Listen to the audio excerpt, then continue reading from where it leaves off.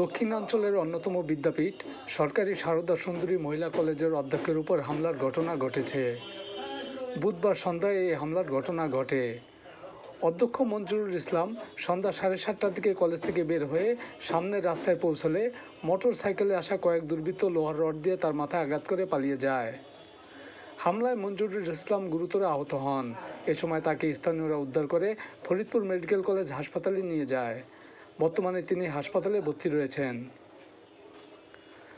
এদিকে কলেজ অধ্যক্ষের উপর হামলার প্রতিবাদে এবং সন্ত্রাসীদের গ্রেপ্তারের দাবিতে মানববন্ধন করেছে কলেজের শিক্ষক, শিক্ষার্থী ও কর্মচারীরা।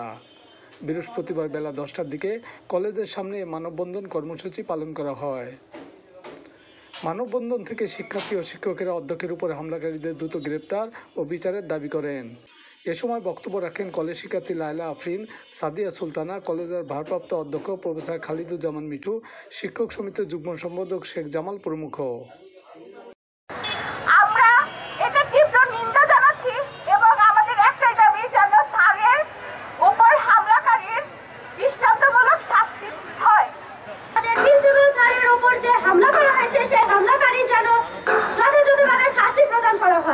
দক্ষিণবঙ্গের অন্যতম বিদ্যাপীঠ সারদা সুন্দরী কলেজের অধ্যক্ষ মহোদয় যদি তার কর্মস্থলে যদি নিরাপদ না থাকে, তাহলে আমরা ফরিদপুরবাসী কতটুকু নিরাপদ, এই প্রশ্ন আমি রেখে গেলাম জেলা প্রশাসন, পুলিশ প্রশাসনের কাছে।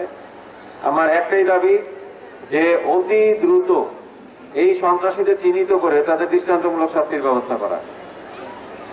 এইভাবে যদি ফরিদপুর শহরের শিক্ষা প্রতিষ্ঠানের অধ্যক্ষ বা শিক্ষকরা আক্রান্ত হয়, তাহলে ফরিদপুর শহরের শিক্ষা ব্যবস্থা ভেঙে পড়বে।